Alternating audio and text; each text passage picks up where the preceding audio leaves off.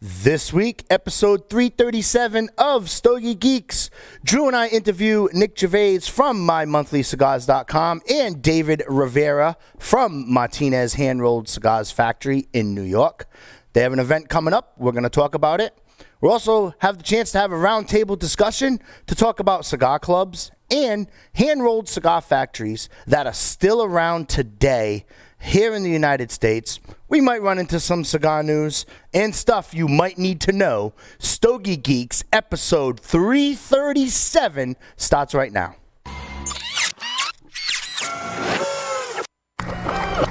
This is a Security Weekly production.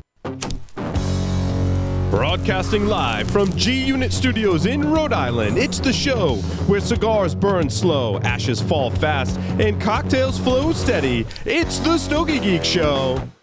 Welcome, everyone, to the Stogie Geek Show. Joe and I are already silly. Oh, yeah. Joe Josepa, a.k.a. Joe Hollywood, is here with me in studio. I'm fired up. So we also have remote Drew, who is remote over in Texas. Look at you. You got some Stogie Geek swag going on in the background. Got my banner. Where are you? Yeah. Oh, yeah. I'm all set up for the Stogie Geek mobile lounge.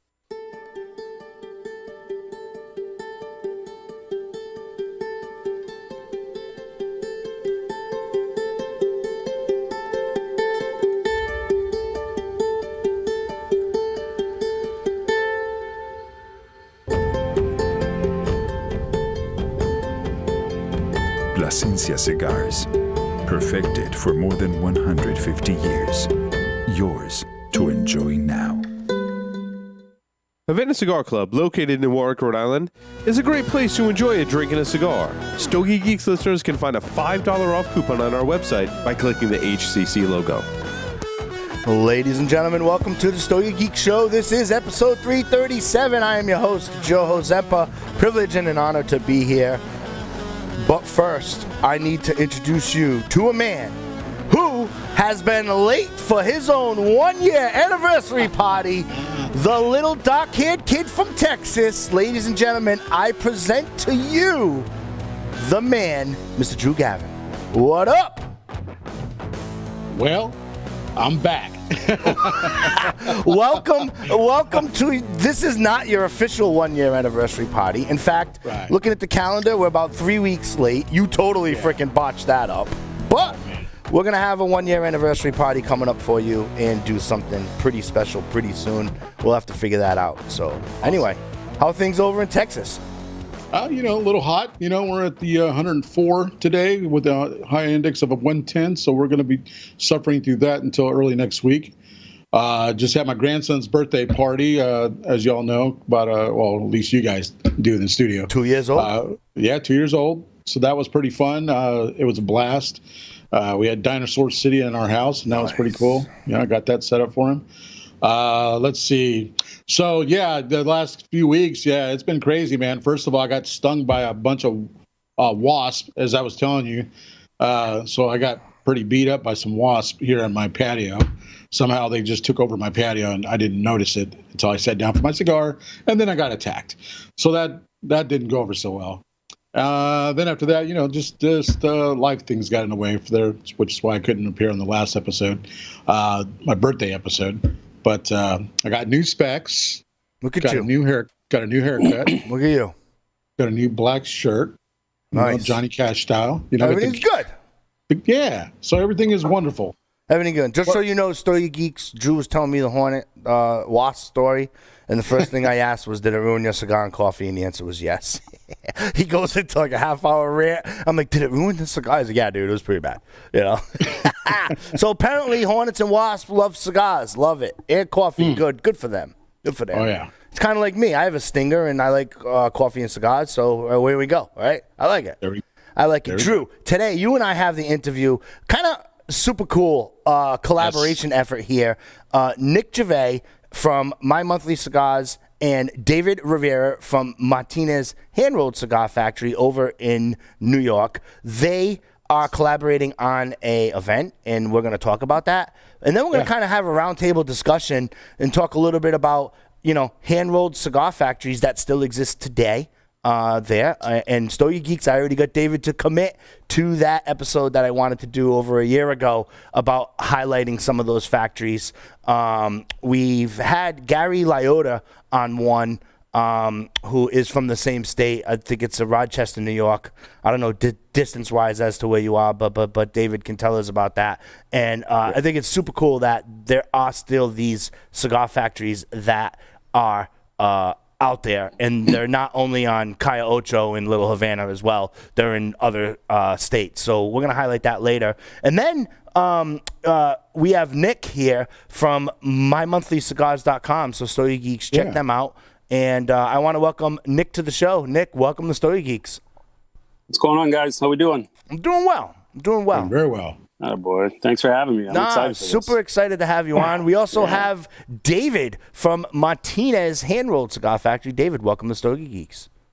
Hey, guys. Thanks for having me on. Appreciate being here and excited to be on. Yeah, thanks for coming. If I get sidetracked with questions, make sure we take time to talk about what I introed. That often happens, and Drew's like, we got to talk about that. So, it happens all the time, especially once we start talking. You guys have an event coming up. I want to take some time and kind of highlight that, how that came about. And then we can get to know each of you, and we can kind of go back and forth and stuff like that, and talk about some of the topics that I mentioned. Sure. You know what? I'm gonna go ahead and let Dave talk about it, because mainly the whole key around this is Martinez Cigars, which has been around for over 46 years now, is the best kept secret in the industry. Yes. I've said it since the first time I smoked one of their cigars, and I'll say it continuously. These guys are the best people to work with. They're very unselfish. They help other people get their starts. Dave won't talk about this. That's why I'm doing it. But, now's their time to shine. So they've got a really cool thing going on here with they're putting out a cigar at TPE. It's going to be unnamed, unbanded, unknown, and we're collaborating together because we've been working together now for a few months, probably about 6 months, and we're going to put together a pretty big contest for it. But the main key here is the TPE cigar that everybody's really excited about. And I'm going to let Dave go ahead and talk about that, because he would know more about it than me, because I'm not in the factory with him. Right. Well, before you jump into that, is this contest going to be available for us to participate? Not the hosts of Stogie Geeks, like Stogie Geeks themselves, or? You don't want to participate, Joey? No, I'm just saying, because, see, I have to deliver the context. No, this is a tough job being the host, right? I have to deliver the context about audio and visual, right? And we know the stats, there's like a 60-40 split. So 60% of our audience listens to us on audio.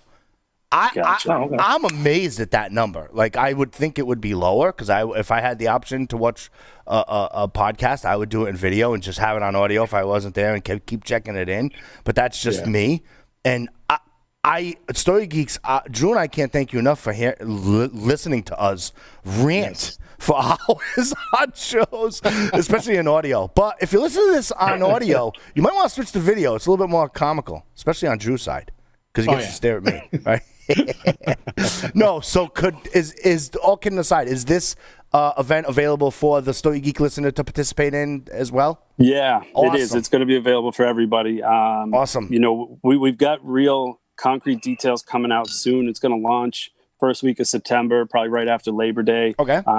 We haven't released the specifics, but I can tell you that it is revolving around that TPE cigar. And, you guys are going to have a chance, your listeners, everybody else, they're going to have a chance to win this, win the cigar, and then a bunch of other cool prizes as well. So that's all going to be released. Right now, we've got a couple of podcasts that we're working with that we've collaborated with as part of the Collective Smoke. They're actually doing a bunch of, they've done a string of contests over the past month and a half. We're on our final one right now. And then once that's done, we'll start talking real more detail about this contest. But I'm gonna pass over to Dave, let him start talking about the cigar itself, because I'm beyond excited for it, and I'll trip over myself if I talk about it anymore. Hell of an intro, man. Hell of an intro. Dave, what's up, buddy? Hey, what's up, my man? Yeah, so we're developing the cigar for TPE coming up this year. It's a unbanded, unnamed. We're going to unveil the name at the TPE. It's something that we were thinking about doing, originally doing something like this, but talking to the guys from the Collective Smoke and then coming out. So we figured, listen, they've been very supportive to us and everything about this. So we were going to, donate some boxes over to them and then see where it goes. But this cigar is going to be offered once a year. It's being developed as we're speaking right now with Jesus Martinez back at the factory, and it's something that we're looking to put our flag in the ground and say that we're here. We've been around for 46 years, going on 47, and like Nick said, we're not really known outside of New York in the tri-state area, so we're kind of new outside of that area. But we're new with that 46 years experience. So this TPE cigar is going to be something that we're going to come out every year. There's going to be a limited amount made. It's anywhere between like 500 to 1,000 boxes made, and this is going to be an opportunity for the listeners out there, Stogie Geek listeners, the Collective Smoke listeners, and have an opportunity to win these boxes before they get to TPE. That's an interesting concept to be able to have it before it gets to TPE. I like it. Yeah. I like it, especially non-trade show dependent. Attendees. I like it. Right. Yeah. Like well, the cool thing, Super cool right, Dave, opportunity. right? This is, correct me if I'm wrong, but guys, I'm pretty sure, and Dave can confirm it, this is just going to be a retail cigar once it finally comes out in full production. You're not going to be able to buy this. So that's what's really cool about your listeners, your viewers, and everybody else out there. They got a chance to win this thing. And if it's not at their local shop, I mean, they're not making more than, I would guess, 400 or 500 boxes. And if it's not at your local shop or you don't have a connection, you're not going to get it. So your best chances are to try and win it. And you can win some other cool stuff too. So I'm pumped about it. I'm really excited. I can't wait for TPE and the unveiling of this thing. If you go, Stogie Geeks, to MartinezCigars.com, you can browse around, shop if you want to. Is this going to be available for purchase after TPE? Or is this just retail? Yeah, retail stores. Yeah, at the retail stores. Yep. We're not going to offer it on our website. It's going to be directly with brick and mortars. Okay. So it's, so the only way you can get it is in retail stores, and another way of getting it is winning the box. Yeah, so it's gonna be a box of 10, and it's gonna be a really good cigar. We're really going for it all. We want to make like I said, a big splash on this, and have everybody understand is that we're a small factory, a small little boutique. We manufacture everything right here. We blend everything right here, and seeing it now, just seeing the tobacco come in, the blenders working with all these different tobaccos, just to come up with the perfect blend that we're going to release at TPE. So, we're excited. Everybody's excited about it, and I'm dying to try it myself. Where are we going to be directed to go to? Is there a URL up yet, or is it coming? Or it's going to be the sample. To enter the contest, you're going to be able to go onto My Monthly Cigars, onto the Collective Smoke page. Gotcha. These boxes are, like I said, we're giving them to the Collective Smoke. They can do whatever they want with them, and then they decided to have everybody get a chance to have what they're getting. So that's what we figured. Let's do this. Yeah. Nice. Yeah. That's awesome. Yeah, when we announce it coming up in a couple of weeks, we'll put the details out.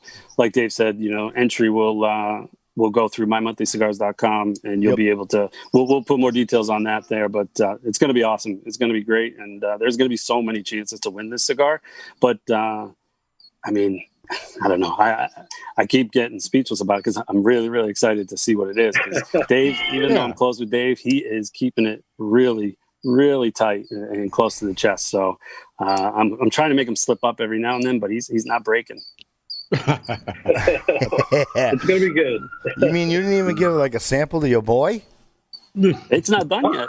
It's not even done yet. You didn't even give him like a profile of what you're going for? I saw it. That's all right. You're in New York. You expect New York. sirens. Exactly. If I didn't hear sirens, I'd think you're in Alabama. You know what I mean? It's all good. It's all good. No, wow. So you're not even going to release like wrapper binder filler profile yet? We're gonna, once the contest begins, we're gonna release the filler, the binder, the construction of the cigar. But until then, we're just, I can tell you, it's probably gonna be like a medium to full body smoke. Yep. Nothing Size. too overpowering. You're not even gonna release size. You're not even gonna like give us like a flavor or something. Nah, nothing yet, man. You got to join in and get it. See, He's tight. He's tight-lipped. He doesn't slip up. Drew, you got a question? No. So is this good? Is this going to be a limited run then at 500 boxes available? We're looking between 500 to 1,000 boxes. Okay. And it's going to come out once a year. Usually around, we're thinking around the spring of every year it'll come out. Coming into that, the big time of the season for everybody. So we're looking about once a year, 500 to 1,000 boxes, and looking around the spring of every year. Nice. So Dave, I just wanted to let you know that this last night when I got home around 8:00, your box that you had sent me was there waiting for me. So nice. at 3 a.m. this morning, Nice. I was out in the cigar garden, wasp and hornet free. Yeah. That's good. With a can of Coke.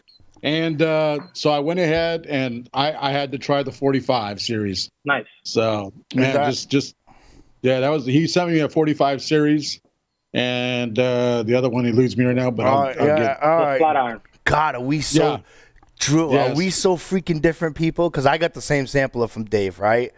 I got the 45 series here, and yesterday when it came to the studio, I had the flat iron. The flat iron. So I got right here. Yeah. Oh my God, Yeah, that's my flat favorite. iron. That's what I'm smoking now. Yeah. So that 45 this morning at 3:00, I think my wife woke up around 3:30 and looked outside. She's like, "What? And what are you doing?" She said, I'm doing homework. Doing homework. So I mean that I'm going to tell you right now that just from the aromas and taking a cold draw, and I bullet cut that one because of the size. Oh, nice. So I bullet cut it just to get the real concentration of the Seiko and the Viso leaves and the Ligero on that one. And I'll tell you, with the San Andreas wrapper, that cigar really performed very well. The burn was very nice, and the strength of it. I mean, like exactly how you described it. It starts off at a medium, and then it starts to transition into a full body. And I'll tell you, I have the nub outside in the ashtray right now. That nut, that's how much of it was left by the time I was done. That's great. So yeah, but it was, I mean, talking about a great cigar. So yeah, there I was at 3:00 in the morning and this morning, and man, thank you for sending me that. That was definitely a really nice treat, and I'll definitely get some more in my hands for my rotation. But yeah, no, that's great. Yeah, so that great cigar for sure. The flat iron I had, right? It's so funny, Drew. Like Drew and I don't collaborate like before a show. Like if you can't come on Stogie Geeks and be a co-host for 2 hours to talk about cigars, then we're good, right? So we really exchange our notes like on the show. That's just how it works here. And it's so funny how we had different ones. And I'm curious about this one. But the very first characteristic that I had with the flat iron number 2, you had it's ranked medium to full. It's Ecuadorian binder, correct? And Nicaraguan filler. Nicaraguan filler. What's the wrapper on that? It's Nicaraguan? That one's the Nicaraguan natural Maduro, natural wrapper. Yep, yeah, it was a natural wrapper, right? Let me tell you something. When I've had stuff from factory, hand-rolled factory places in the United States that have sent samples to Stogie Geeks, the first characteristic that I had from when I had your smoke was you could taste the Ecuadorian component, that the softness over the Nicaraguan. The Nicaraguan spice wasn't as punchy as what I thought it was, but then when I was on your website, I'm like, it's probably a little punchy with the Maduro because most of the flavor comes from the wrapper. I get that. Yeah. But let me tell you, I want to take the time because when I do Stogies of the Week with Drew and stuff like that, I talk about different components, right? I talk about complexity, flavor, and balance.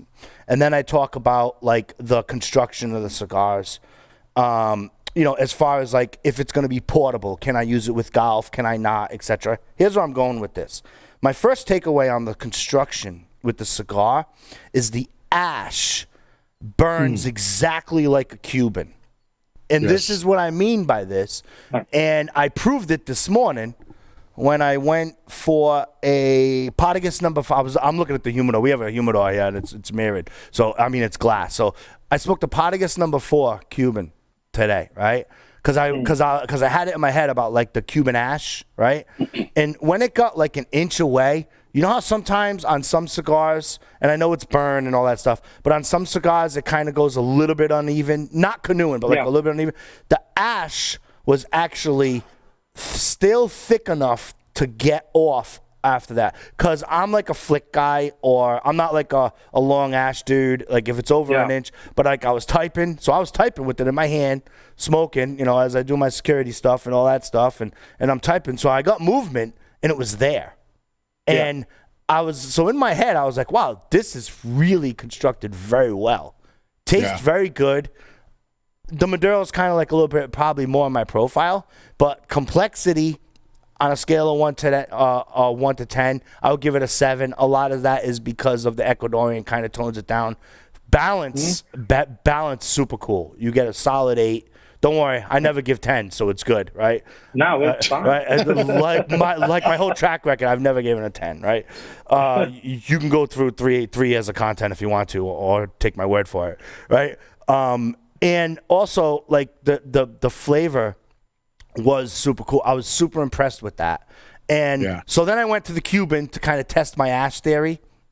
It's fresh in my head for the show. I was correct in that theory. I'm dying to see Drew's take on what he had right quick before we continue with them. Like what's your takeaway from your, what is this, the 45 series? Yeah, the 45 series. I mean, I'm going to tell you right now, I had 2 ash drops on that whole cigar. That was it. So it's each ash drop on that cigar, and I wasn't banging or anything. And I'm not one of those people. And I'm not saying that it's a bad thing to take a picture of your ash being 2 inches, 3 inches long.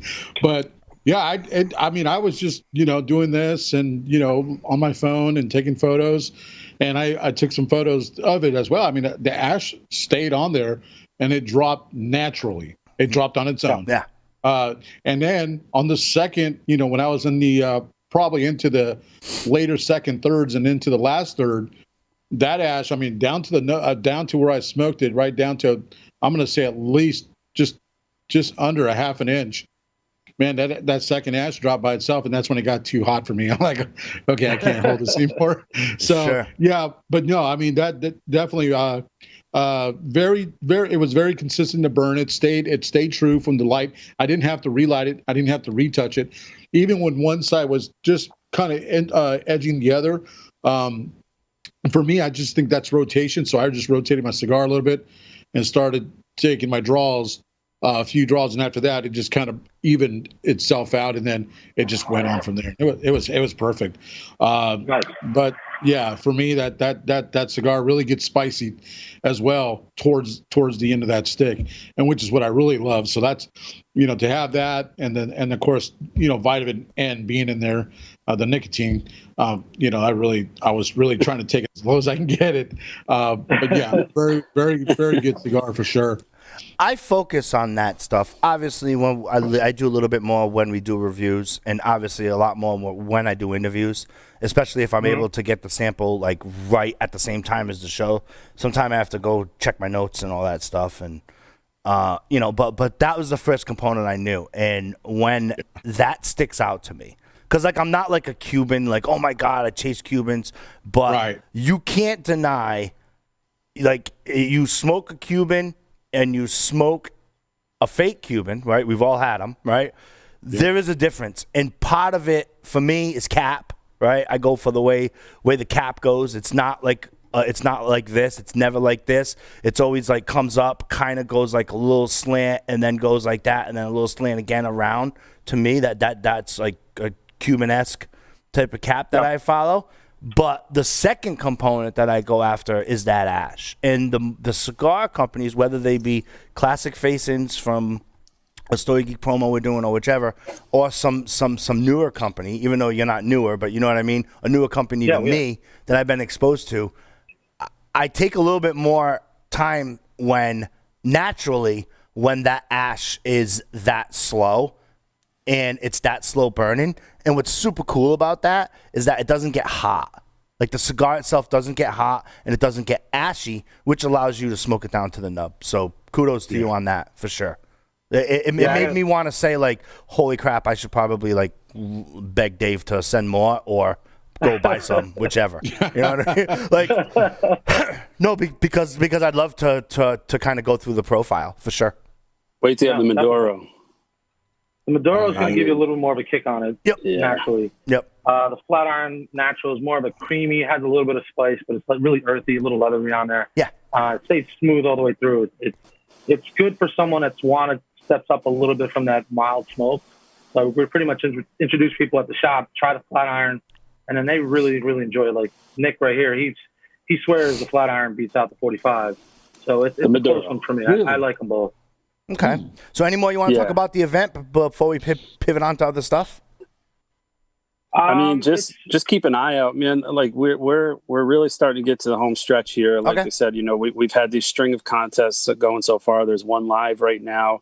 Shout out to the podcast that we're working with in a group called the Collective Smoke. It's 4 podcasts that got together just to kind of help educate the community, spread the word a bit more. They're 4 totally different podcasts, Down to the Nub, Cigar Pulpit, The Good Cigar, and The Straight Cut. And right now the Straight Cut's running the last contest. After they announce the winner of that, we're going to announce the details of this upcoming main event. And it's going to be awesome. It's going to be great. You're going to be able to get a lot of great cigars, a chance to win an awesome cigar before anybody else can get their hands on it. Mm-hmm. A couple people have already won it. The 4 contests that we're running prior to this, the first 3 winners have already won one before it even came out, and they won an entry into the contest, the big main event. So there's going to be a couple ways. Awesome. So what I'll do is, as it gets closer to your launch date, email me the details. I'll share it on our social media and share it on our email list, and get it over to Drew, and he can share it so that the Stogie Geeks can participate. And then I'll print it up and just read it on the show when it comes live, so that they can just just to refresh them as well. And I'll drive them to the URL of your site. So appreciate it. Cool, man. Thanks, appreciate it. Thank you. Yeah, hell yeah, that's awesome. Well, good luck with the event. Really is this the first event that you two are collaborating on, or have you done smaller ones in the past? Yeah, no, this is the first project we're working on together. We Dave and I have gotten along really, really well.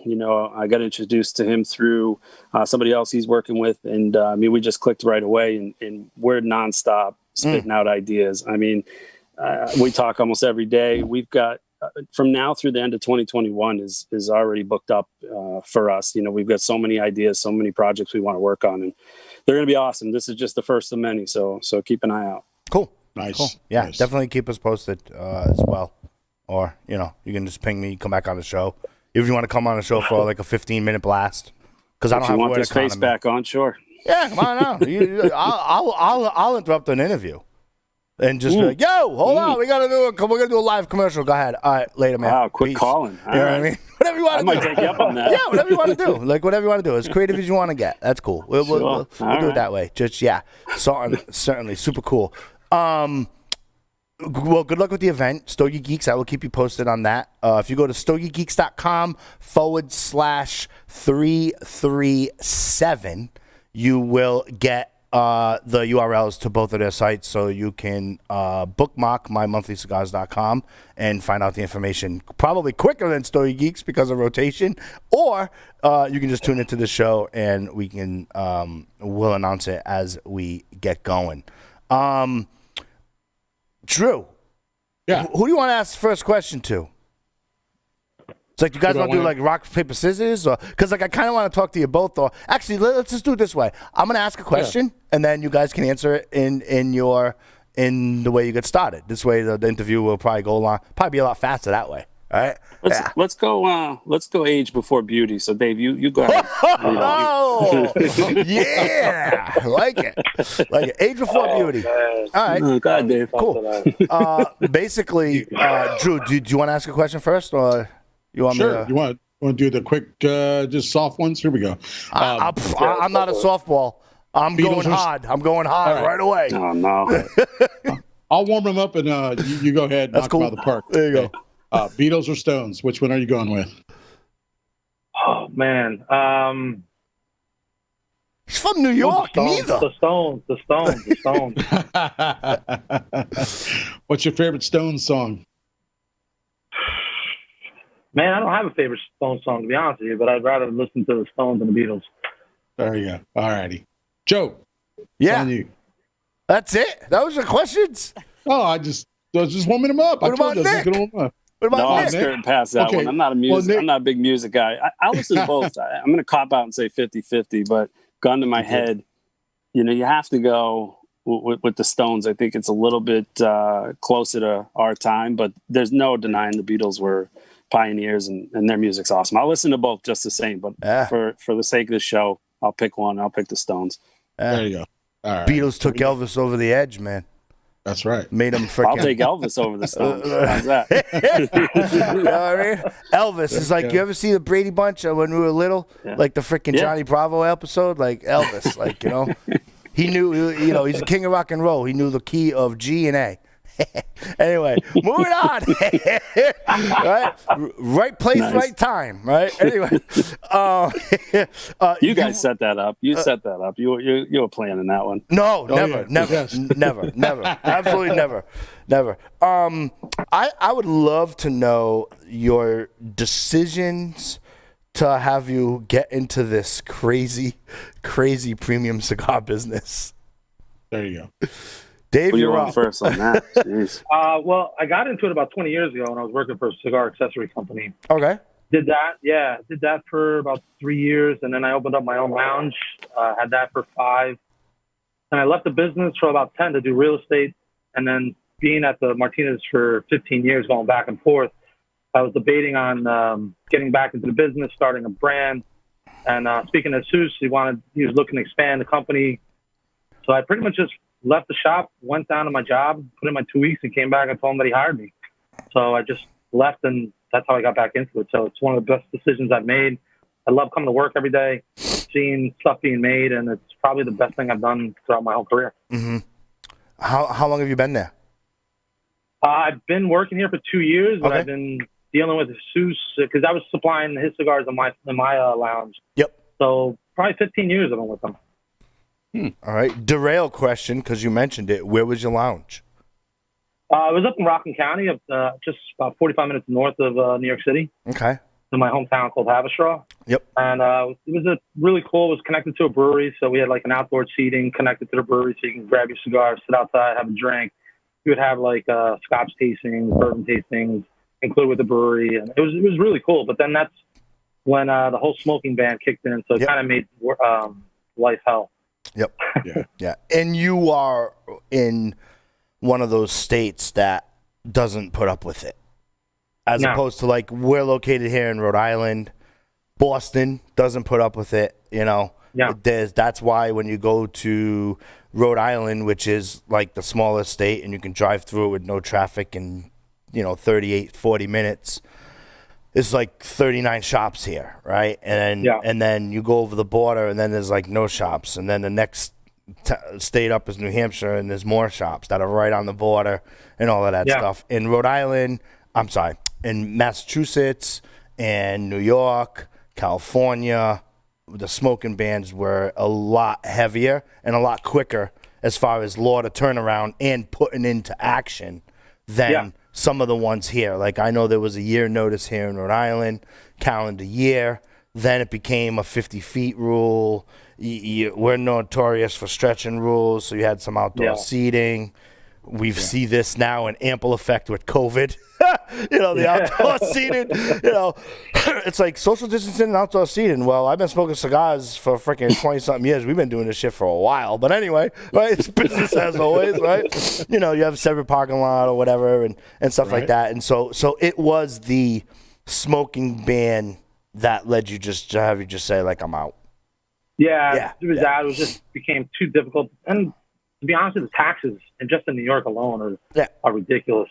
Yep. So I just ended up just getting rid of the store, going into real estate. But the thing is, cigars is a completely different industry than anything else. And it's that connection you would have with people, with the community, smokers, manufacturers, the whole nine is what I missed most. Mm-hmm. And being at the factory, it's like a big family. You could just come in, bring a bottle, whatever you drink, and sit down, watch the rollers roll, and just hang out with everybody. And that's what I missed the most. So my decision was just easy. I just made it on I think it was a Tuesday afternoon. I left this factory, went into my office and said, hey, here's my 2 weeks. I'm done. Yeah. That's cool. That's super cool. So you've always been romanticized by the premium cigar industry. Oh, yeah. You've obviously taken a step and owned a brick and mortar shop. I did as well. I used to own Spotted Dog Cigar Company here in Providence. It was during the tail end of the boom, crazy time, but it was a pain. It really was a pain. And when we decided to exit, it's amazing when you're a business owner and you make an exit strategy that you think is going to take a month, and it's like, wow, it takes like 3 days. Yeah, exactly. It's like, okay, I'm going to start the phase out, right? We're going to start phasing out. That's why, like, when I'm with, when I, in my other job with, other than Stogie Geeks, it's like when you get into like phasing, it's like, yeah, this ain't gonna take too long to phase. Corporate think it's gonna take too long to phase, but this is gonna go down. I think it quick. took me 2 days. I'm done. Let's get this over with. Let's get rid of the inventory and close up shop and get out of here. Because once I left the business on the retail end, it was like a load off my back. Yeah. Like you go home every day while you have this business and you're thinking, man, I got to sell this amount of cigars to cover my bills. I got all this other stuff going. It just was a never ending like stress that I didn't want and walking away. But once you walk away, you're like, man, I miss just being around it. And that's what drove me back to it. Mm-hmm. Yeah. I can totally relate to you as a business owner. I still have my advertising agency open. And even though I have a component that's combined with Stogie Geeks and Security Weekly, I still rack my brain daily as far as, because now I have a virtual assistant because I'm here full time with Security Weekly and doing that. And it's like I have a virtual assistant, but I'm still like, okay, wow, I got to pay her. And, I got to do this. And, I got to do this. And, crap. Freaking state wants their quarterly taxes. Well, why is it always equal to freaking what I got in the bank? How the hell do they know that? Like, it's always like $200 or $300 than what you got for your buffer. It's like, screw the buffer. You know what I mean? It's amazing how that works. Right? You have a list of what you're crossing out after you pay your taxes. Like, all right, I'm not doing this event. We're not doing this. I got to pay this. Yep. So I totally understand that. It's one of those things that people don't understand. They see you having a business and like, you must be living the life. I'm like, you want to trade? I'll take your 9 to 5 right now and take mine and see what happens. Yeah. It's different. I actually have the luxury to have both. You know what I mean? Yeah. Like I got my 9 to 5 here at Security Weekly. It includes the Stogie Geeks, and then I have mine, and it takes a little bit of the pressure off. But it's like I still spend time at the end of the day worrying about do I go another year? Do I not? I can sell these accounts and just freaking do that, and so I get it. I totally get it. We could do another episode on that. But thanks for sharing that story. I feel your pain. Hey, I know exactly why you exited. You don't have to explain anything to me. You know what I mean? I was like, and it was funny because our shop merged with our shop. The owner of our shop actually opened up another shop in the Providence Metro, and it's still open today. And we closed in 2004. So the owner just loves it. But it's like, it's different. It's a different business model. Depends if you're paying rent. Depends if you own the building. Depends who your neighbors are. Depends who your clients are. Depends how the patrons. It's like there's so many headaches. And at the end of the day, it's like you weren't a cigar shop owner. You were a firefighter. Because all you do is put out some fires and make sure the money doesn't burn up so you have a little bit to eat. I get it. Totally get it. It's funny you say that because the landlord where I was owned the bar next to us, and he was having trouble with his management and going crazy. So I'm like, I'll trade you free rent and I'll run your bar for you. And that was probably the dumbest thing I've ever done in my life because I'm running 2 businesses, working from like 10 in the morning to 4 o'clock in the morning every day, 6 days a week, to where it was just too much. And you try to do anything to cut corners and get the cost down, but after a while, you're just like, this is enough. I'm done. Let's do something else. Yep. Yeah, we sold our furniture to another cigar shop that was opening, and freaking inventory we knew it was going to, where half of it was going to the other shop that was opening from the previous partner. So it was pretty clean. Yeah. And we were just like, we're out. And people were like, are you serious? Yeah, we're out. We're out. We're out. Like, what are you going to do? I'm like, I don't know, but we're out. Like, it's true. That is so true. You're like, what's the next step? I don't care. I'll figure it out the next morning, but I'm out. Yeah, man. Yeah. Had a day like that yesterday. Had a day like that yesterday. Having a crazy 24 hours. Yeah, Nick. How did you get into this business? And how did you start? For the concept of a cigar club, Drew and I have been dabbling with this. Ironically, it's so crazy how you connected with us and the timing. Because if you go back 10 episodes of Stogie Geeks, just the past 10, we've been dabbling. Like, some of these cigar clubs are starting to sprout out. And, they're not bad ideas from the consumer perspective. So talk to us a little bit about that, how you got started, what was in your head when you got started, where you guys are, how the Stogie Geek listener can get involved. Yeah, what was in my head? My God, what a loaded question. That's well, there's a lot of things. But yeah, no, I've been smoking cigars for 20 plus years, and to be honest, I cut my teeth on cigar clubs. When I first started, I wanted to learn a little bit more. I don't know what's out there, and there's really, to me, there was no better way than to join a club. So for me, I started looking at it, and in the last 5-6 years, I really got into the hobby more and more, learning, taking that deeper dive, origins of tobacco, the flavors, the profiles, etc. And, I was just like, I'm helping people out. Like, I'm talking to friends and they're starting to pick up smoking, and we're talking, and I'm helping them pick stuff.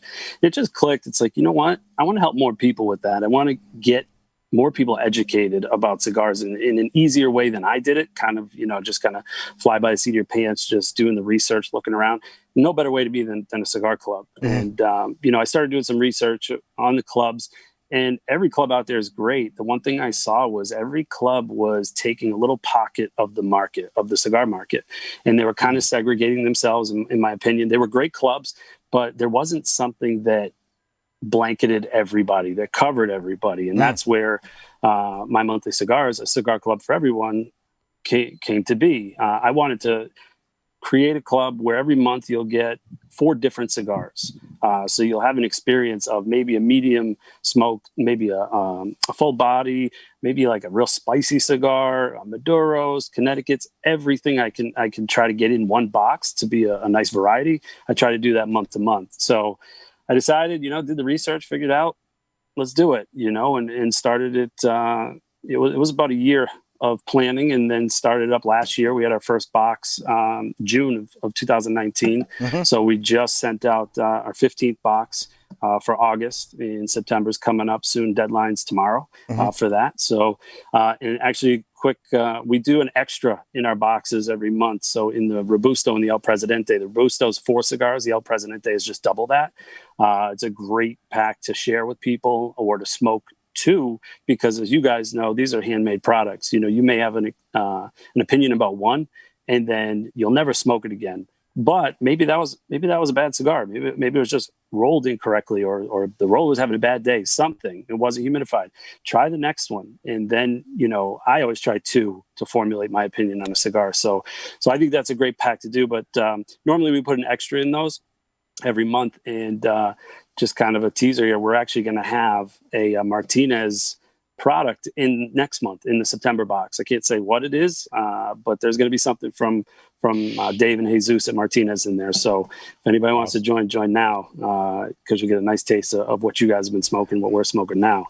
But so that was born and done nothing but grow over the past year. I mean, it's humbling, the support you get, and the members are just awesome. I mean, they're absolutely fantastic. I've gotten so much feedback from them that's helped me grow the business and create a better club, because that's all I want to do. I want to make sure everybody's having fun, enjoying the product that they're getting.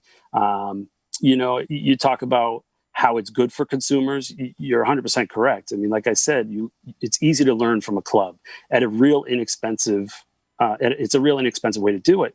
So, for example, the Robusto box is 4 cigars. It's $29.99, but I give you an MSRP guarantee where the cigars in the box are going to have an MSRP that's always over $30. And to be honest, they're always over 40. So you're averaging about $10 a cigar retail, and that's what a club is to me. If it equates to a lounge. So if I'm going to go into a lounge, I'm only buying one. I'm not buying a box when I go in a lounge because I want to try it. And if you bought these, you can buy cigars cheaper online. You can buy them through me. I have retail as well. And we sell them cheaper, but you have to buy a box. You have to buy a 5-pack. And what if you don't like the cigar? and you're out 4 to 19 cigars and $200 of cigars you're not going to smoke. So, you know, the clubs are great. The clubs are great for a consumer in that way, and they're also great for retail shops, brick and mortars too, because then you've got members that go in and say, "Hey, do you carry this cigar? Right. You carry that?" Right. Now they're aware of it, and maybe they up their inventory a little bit and sell a little bit more. And then it's also really good for the manufacturers. I mean, Dave can attest to that. I mean, what better way to reach you know, thousands of people in one shot with your cigar, and to have them smoke it and really, you know, get an idea and a sense of what else is out there.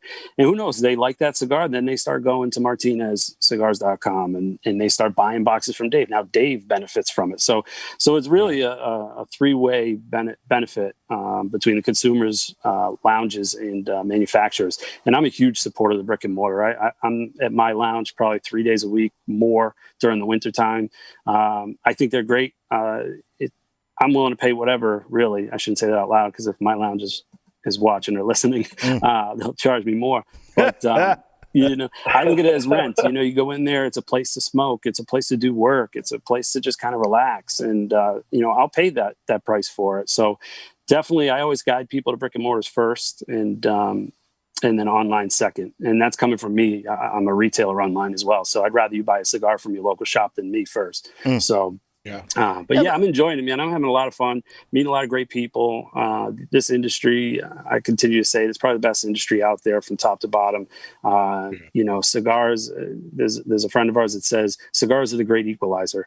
And it's so true. It doesn't matter race, religion, or, you know, even status, like whatever your salary. You can have a guy who makes $500,000 sitting next to a guy that makes $50,000. They're smoking a cigar. It's the cigar. There's no color to it. There's nothing else to it except let's enjoy this cigar. So I really love the community aspect of it. And like I said, we're growing fast. We're continuing every month over month is just up and up and up, and getting busier and busier. And then we get to do cool things like this TPE cigar with Dave and Jesus over at Martinez. And there's more projects in mind, and we meet guys like you guys who do the good deed of getting the word out. You know, This is, manufacturers love you guys. You know, they want you guys because you get to reach people in their pockets, in their cars, you know, right on their cell phones. And it's great. So I'm having a blast. It's super cool. I was going through your website, and your place? Oh, you were the one? Yeah, right. I was the one, right? I was the one here. That's like I have two listeners to this show. It's like my mom and my brother. You know what I mean? Okay. Other than that, I did have 3 on the site the other day, so that's probably what it was. No, like you got some like I want to encourage the Stogie Geek listener, go to mymonthlycigars.com. Like you got some super cool stuff there. Like you have the Gilberto Oliva Reserva sampler and the golf tool. I actually have the golf tool, that exact golf tool that I use. It's like a belt clip. I'm golfing tomorrow, so I'm super pumped. But you know, and like it's super cool, right? It's got a cigar cutter, a divot tool you need, and a marker. Hooks on like a little belt clip, and frickin' away you go. And like you know, $40 you get a 5-pack and a golf tool. But more importantly, like you know those little plastic cases, Stogie Geeks, for like $44 you get 5 sticks in there, and you get a freaking case. Like if you get a case, right? So it's like the Herfadors. That's such a great deal. The Herfadors, right? And it's like wow. And then I'm looking at, and then I started to jump on, and I'm looking at some of the brands, and I'm like, dude, he's got some pretty rare finds there. Rare for a brick and mortar Northeast comparison. I'm saying not rare for being online, right? Right. But like. If you go to the list of, oh no, I'm sorry, where was I? Who else I can't find? Oh, cigar samplers, there. Right? So I'm over there, I'm clicking on buy cigars, cigar sample. It's like, you can get, this one stuck out of my head. You can get a 5-pack, god damn it, where is it?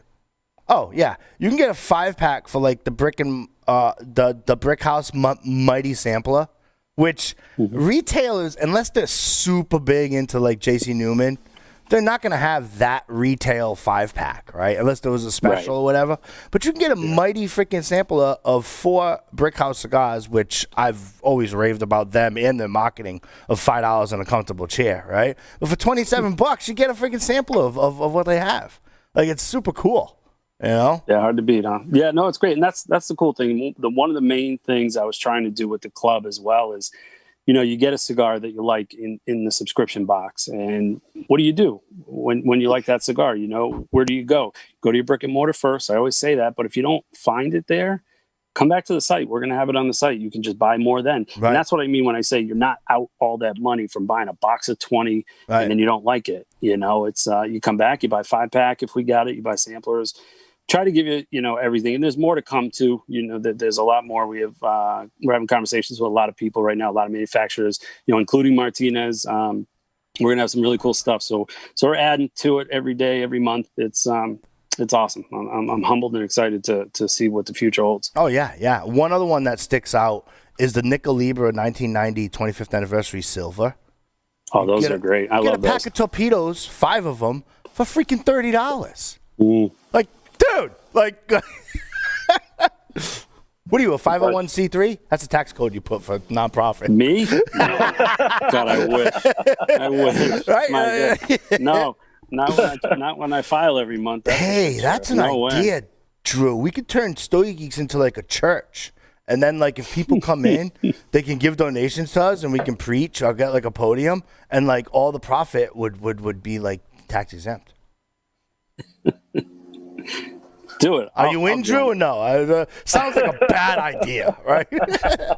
but no, seriously, like Nick Gervais, like 25th anniversary torpedo, you're not gonna walk into a brick and mortar and find that stick that you're not. You're just not. No. I know that.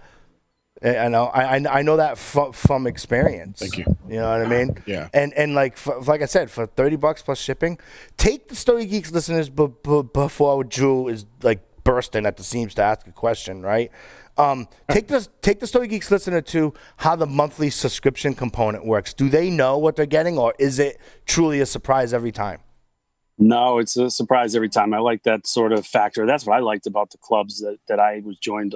I joined a while ago. Is I don't know what I'm going to get, so I keep that under wraps. And to be honest, I don't even say what anything's going to be for the next month, even though I know well in advance. Sure. But earlier, I want to let people know because they keep asking, when are you going to have Martinez in there? You're working with Martinez. When are you going to have? We're going to have something from them in September. So keep an eye out for that. So that's the only thing I've ever released out of 15 boxes now.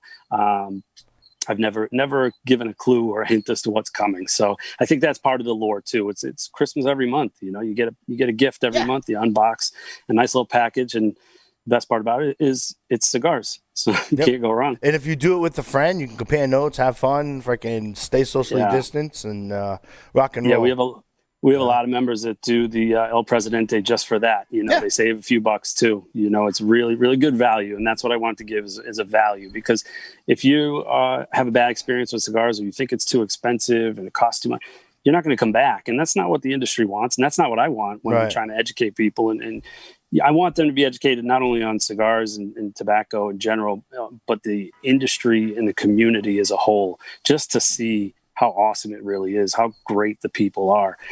Because I've never seen an industry that really competes on a business level, but everybody helps each other out. It's unbelievable to see the camaraderie and the community aspect. So that's what I like the most. And hopefully you and Dave will stay friends. If you're not cheaper on your site for Martinez Cigars than MartinezCigars.com.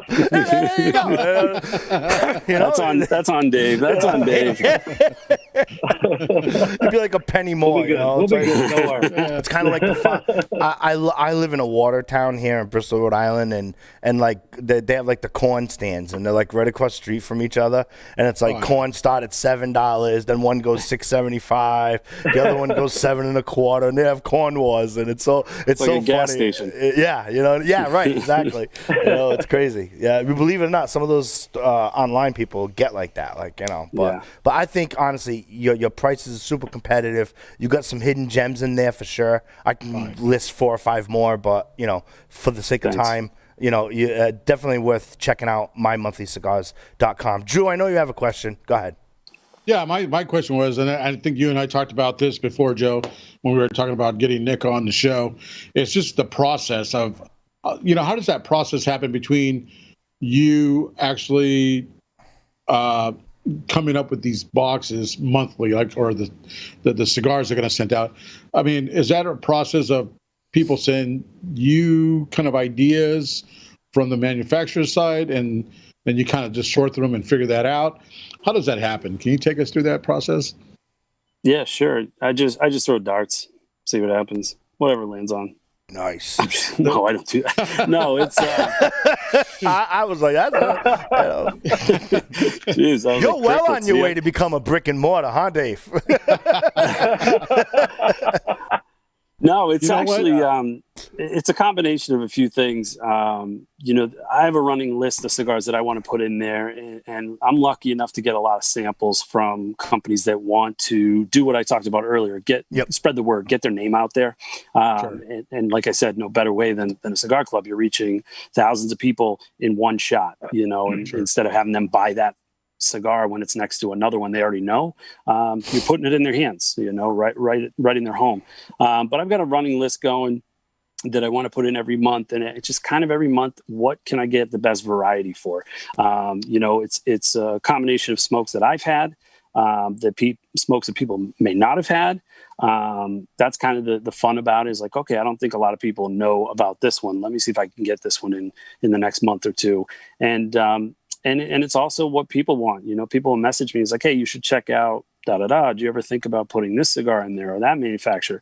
So it's kind of a combination of those things. And, whatever works at the end of the day for me, and everything adds up right. And that's what we end up with every month. So It's always something different. Nice. Super cool. Go ahead, Drew. I was going to say, for those of you who do not know, Nick also has a partner here in Texas that I have yet to meet. And what I'm talking about is as a blogger. He's on YouTube, and that's how I came across your cigar club there, Nick. Is that one day I was watching some of the other YouTube guys on there, and I came across this guy named Martin Amaya. Yep. Yeah. Love Martin. Martin's the best. Oh man. You know what? I saw one of his deals, and then I saw a couple of other ones, and I saw that he was a subscriber to your cigar club, and then I was hooked on there. So you're gonna have to hook us up, because I know he's just literally maybe 20 minutes from me. I think he's in Plano. He's in Plano. He's that close to you, huh? No kidding. Yeah. That's I'm awesome. just so you're gonna have to hook us up, because I think having a cigar with him and just kind of shooting the stuff with him would be kind of cool. What's he do, Drew? He's a good dude. He's a cigar reviewer on YouTube. Yeah, nice young guy. Wears a hat, so I don't know if his hair is black or not. So he can't be the dark-haired guy from Texas. I don't know. He does have dark hair. That's for sure. Oh, does he? I know that. Yeah, I've seen him without a hat. He's got dark hair. Okay. Yeah, Martin Amaya Cigar Reviews. Martin's great. I've been partnered with him since the beginning. And part of what I want to do is grow together with people. And I think that's what kind of gets Dave and I together. Dave's looking to grow. I'm looking to grow, and it's just a mutual, vision. I don't want a one-way street. I don't want it me. I want to help out and then get the return. It's 50-50 the whole way. And Martin and I have grown together, and man, he's just awesome. He's a good dude. I would highly recommend connecting with him for sure. He's got the catchphrase at the beginning: Martin Amaya, back at it again. So you watch his videos, and that's how every single one starts. It's True. fun. Have him come on the show and review sticks. If his reviews are better than ours, we'll use his. Right? Because my reviews are like, complexity, flavor, and balance. Scale of 1 to 10 is this. I liked it. This is what it tasted like. And by the way, don't golf with it, or don't fish with it. Because some cigars are meant to sit down in a lounge, and you can't freaking, it's like the freaking, the freaking porcelain thing you collect, like, you know what I mean? Because construction can be a little bit fledgling in some brands, right? And whatnot. So, and I'm just like, I liked it, didn't like it. Here's the rating, and away it goes. Drew's a little bit more, I had the umami and the cocoa, and it was like, I'm like, this cocoa is cool. You know what I mean? Moving on. Oh, that's funny. Martin does a great job, and he's got his way about doing it. And I know Dave, for a fact, absolutely. We've talked offline. He loves the way Martin does his reviews. Yeah. I would love, honestly, Drew, and I always tell Drew, like, my wish list on the show, so that like the Stogie Geeks know that like it will happen eventually in time, and then Drew takes the note and then he goes and gets it. Like I wanted a Cigar Club guy, like freaking 10 episodes back. I'm like, dude, we need to find dudes in Cigar Clubs. Drew does all of that stuff. You know what I mean? We'll get Martinez. We'll get him for you. Because he wakes up at 3 o'clock in the morning and doesn't have kids. Yeah, and the smoke. You know, I wake up at 5 o'clock in the morning and have kids, but I'm chasing around my kid. You know. Well, that's how I came across Nick. You know, I found him. I'm like, yeah. Well, you know, no, I went through and I looked at all the other cigar clubs, and I'm not, you know, nothing biased, but it was just that, you know, I like the way that him and Martine got along, just like you and I. Because, you know, when I met you, I met you through an email. I sent you an email, Joe, and we talked about pairing cigars with coffee liqueurs and things of that nature, and then that's how we became to be. And I imagine that's how Nick and Martine came to be as well. You know, and it's just pretty cool to see that two Texans can bring the game on and bring it on strong. There's a lot of Texas, man. There's a lot. I mean, you guys got a lot of cigar nuts out there, man. It's great. Yeah, Texas is like a hotbed. Well, Martine does a great job, though. Martine is like, when I first came across him, it was a completely different way of introducing the cigar. I like how he comes from the first third, the second third, pounds it off. Yep. And when I saw him one night, I just sent him a message. I said, I'm going to send you some 45s, let you see what you could do with it. And he did a great job. I was really happy with it. And then when I started talking to Nick, he's like, I have this guy in Texas, Martine. I'm like, I know exactly what you're talking about. The guy's amazing. He's really good. He describes the cigar, really gives you a nice picture of what it's like. And, man, he does a really good job. And I'm happy that he's working with Nick, and he's going to be working with us on the event as well. So he's doing a really good job. And you know, we want to help everybody, as Nick said. You help everybody as much as you can, and you want them to see them succeed as much as you do. And you go together on this process. You just don't leave somebody behind because it helps you out. You got to stick with them, and then once you get to that point where you're both there, you know he's there with you, and it's how it should be. It shouldn't be, you know, turn your back once you get to a point. Yep. Drew, make a note. Let's get him on, and the topic is, I just want to talk about his process of when he cuts and lights and reviews a cigar. He's going to give his industry secrets because that's his gig. And you know what I mean? But I think he can get some more listeners. But honestly, I think the Stogie Geeks listeners would geek out on, hey man, maybe I should go to a lounge or go to a club or whatever, or order online or whatever they do, or join a cigar club and just go. They could get some tidbits from his process for sure. Especially like all three of you guys speak highly of him. I think it'd be a super cool interview. So, Drew will get that done. Stogie Geeks, give us 10 episodes. I'm just going to tell you this. Once Martine and I are done with, once we're done with Martine, people are going to just want to move to Texas, period, and be like, you know what, I got to be there. And so I want to move to Texas. How's the school system down there for kids? Good? Oh, man, it's expensive. It's magnificent? It's magnificent and expensive, but it's whatever. Well, we are in the Northeast. You know, he's gonna have to speak Spanish as well. That's right. You know what I mean? That's cool. Hey, so yeah, I had a question for David. I was gonna ask you. So, marketing. Getting that cigar out of. I'm assuming you're pretty much on the East Coast, but now bringing it out here to the West. Because I'm gonna tell you right now, that's I think your brand will do very well in this state. I'm already thinking of one guy I'm going to go see here afterwards, and that's the guys over at Underground Cigar, because I think your portfolio would fit nicely into theirs. Nice, thank you. Yeah, we're getting a lot of responses from Texas. We're in one store now in Laredo, Texas, the Smoker's Alibi, and just through the podcast and marketing it out there, we've got a really good following coming out of Texas. So hopefully when all this COVID stuff settles down, we can get out there. We'll bring the rollers out to the events because that's what we do. We like to bring the rollers out to all our events at the brick and mortars, and so people can see what we do. It's not something that we show pictures of a roller being in Nicaragua or Dominican Republic. They're all here. I mean, our guys have experience. They all work for big manufacturers back in DR, from Davidoff to Fuente, and they've been with us for about 25 to 30 years already. So it's good for them, for everyone to see that and experience it. And like we're doing something now, which we're marketing and getting it out that we just started yesterday, is the Rollers Blend. And it was a really big success on the first day. We launched it yesterday, and it's what it is. It's it's a little cigar that the rollers make every day for themselves, whatever tobacco they're using, and it's it's about a 7-inch, and it's about as thick as a pencil, but it's got a power behind it that it's just going to knock you down, and everyone seems to love it, and we did a really good job with it. So that's something that we like to bring to everybody and show what we can do, and the experience of having that manufacturer here locally in the States.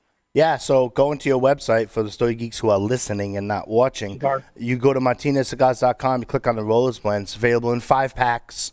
Looks like you got to stay on it because it's out of stock here on the website, but you got to stay on it. But yeah, it's 7x35, and the strength gauge is a medium to full. And so this actually changes per whenever the Rollers blends come out.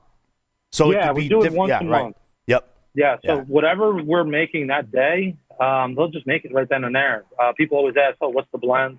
It's usually just one particular leaf, about three leaves in there, but it's one Lajero, one Viso, and then just a wrapper, whatever we're using, and puts it out. It's usually, I would say, more than a medium. It's a full body. It's going to knock you down, but it has a lot of flavor behind it, and it's really light. It's a quick smoke, but it's something different. You don't really get it unless you go to a factory in the Dominican Republic or Nicaragua. Yep. And it's right off the table. And I think it's been 10 years that people have been trying to get their hands on them because people come in and say, how can I get that? And it was only for us. So I came in and throw this little wrench in there, which the rollers were like, oh, man, this is for us. But I said, we got to get this out there. People have to understand what we do and what you guys do. So it's been a really big success. It sold out as of last night. And that comes out every first Thursday of the month. Every first Thursday of the month, Stogie Geeks. Email me at joe@StogieGeeks.com. I'll give you Dave's email. and you can order exclusively from Dave. Dave, you might sell out before you get to the website. I know. So yeah. What's awesome about those guys is people love the limited stuff. And, sure. And that's really what it is. Every month, it's one and done. They're going to roll this blend. The one that just sold out, that's it. You're not going to get it again. You're not going to get that blend again. You're going to get another one next month and a month after that. And Dave, what's there? Probably about 200 maybe at the most, or right around that ballpark? We started around 250. Yeah. And so it was about 45 packs that we put out there. And they went pretty fast. Towards the end of the night, Yeah, you guys are pricing them at $35 for a 5-pack. Yeah. I mean, rock and roll.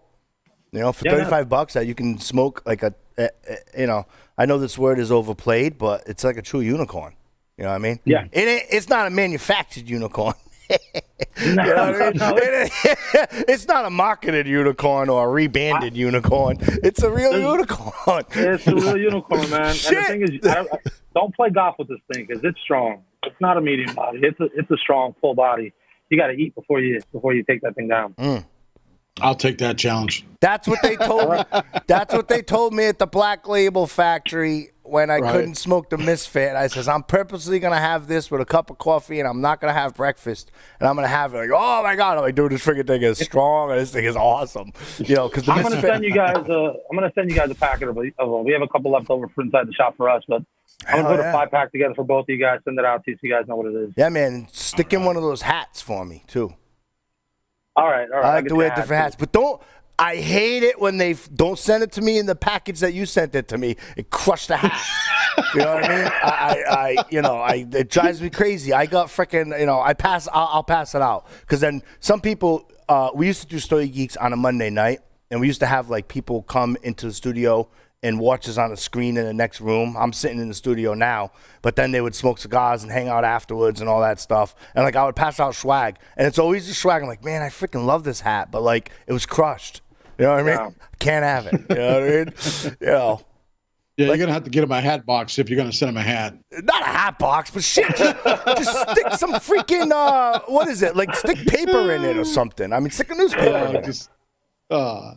We'll make sure it doesn't get crushed for you. Don't worry. Nice. I appreciate it. Yeah. Drew and I are like hat guys. Like we have freaking gazillion hats and freaking, Same thing with you, Nick. If you want to throw one in, let me know.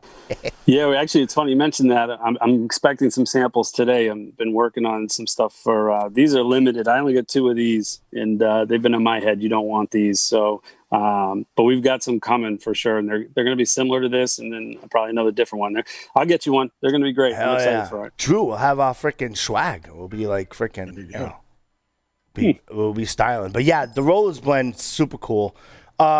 Dave, my next question, do you guys have about 10, 15 more minutes? That's cool? As much time as you need. All right, cool. Johnny, is that cool? That's cool. He's cool. All right, cool. I just want to make sure, because we like to try to stay in the time frame, because there's a whole freaking, there's a whole freaking, Johnny's barking in my ear, right? There's a whole, like, you got to keep them down to a certain amount. Stogie Geeks back in the day used to be a 3.5-hour show per segment. That's a true story. On Thursday, starting at 9 p.m. Eastern, after another security show. But you guys mentioned something.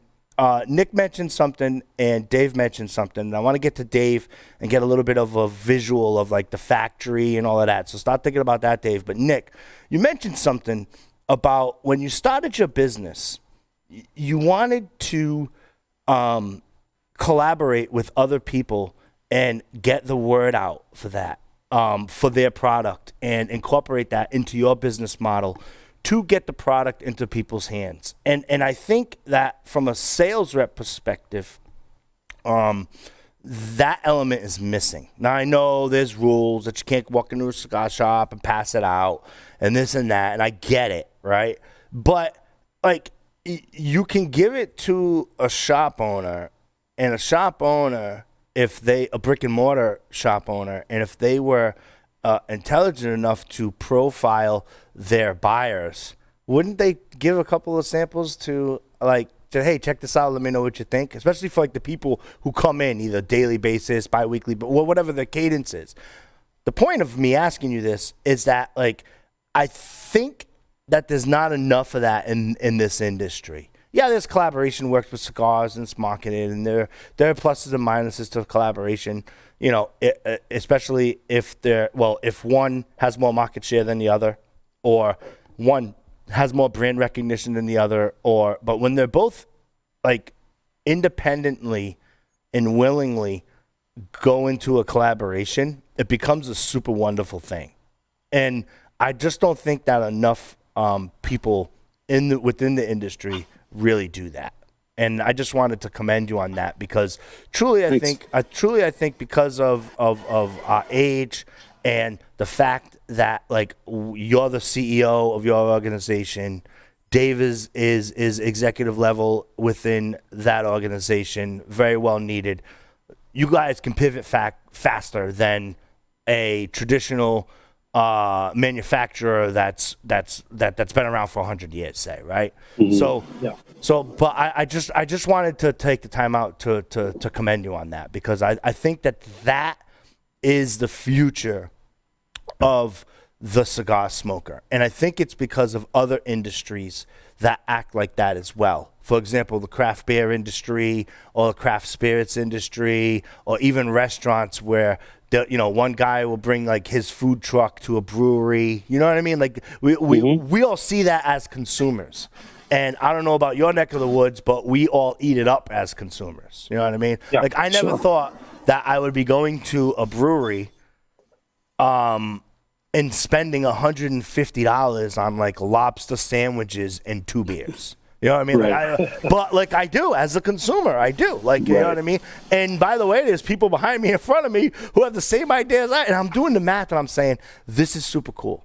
Because this is they were Maine lobsters. People get all hyped about all of that stuff. And I travel a lot to Maine. They have a big craft brew scene over there as well. But, like they have true, like, come to our place, and we're going to have your truck in the parking lot of our brewery, and people just eat that up all day long. And I think that is the future of cigar events. I think that there will be brick and mortars. I don't know if you ever thought about this, but teaming up with the brick and mortar to be their cigar club for the month. Mm-hmm. You know what I mean? Yeah, for sure. It's part of it. Yeah, definitely. And you're right. Collaboration is huge. And, one of the things, the benefits of collaboration is because of the restrictions that we have in the industry for marketing.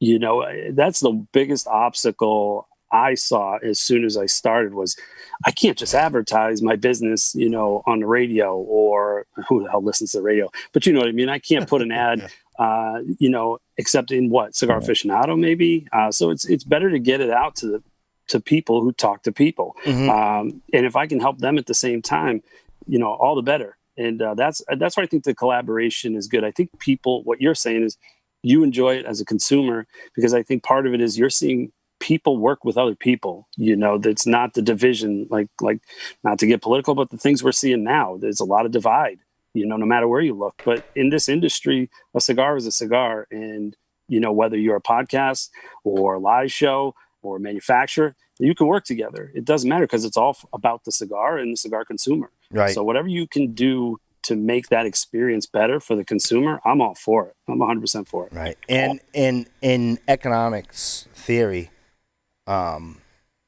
it's called marginal utility and spillover effect, right? Which I think is super cool. You can mathematically, not to bore the Stogie Geeks listeners, but I do anyway.